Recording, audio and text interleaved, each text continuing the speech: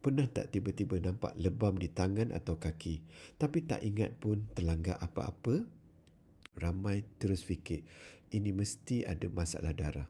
Sebenarnya dalam banyak kes, lebam kecil yang sekali-sekala itu adalah perkara biasa. Salut darah halus di bawah kulit boleh pecah walaupun dengan sentuhan ringan, kadang-kadang kita sendiri tak sedar. Memang betul ada kaitan dengan darah. Contohnya platelet, iaitu sel kecil yang membantu hentikan pendarahan.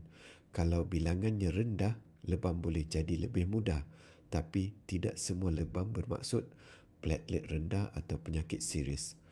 Faktor lain juga memainkan peranan.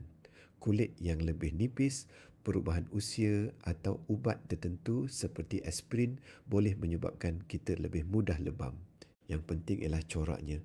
Jika lebam kecil, jarang berlaku dan cepat hilang, selalunya tidak membimbangkan. Tetapi jika semakin kerap, semakin besar atau disertai pendarahan lain, mungkin wajar untuk diperiksa. Ujian darah boleh membantu, tetapi ia hanya sebahagian daripada gambaran keseluruhan.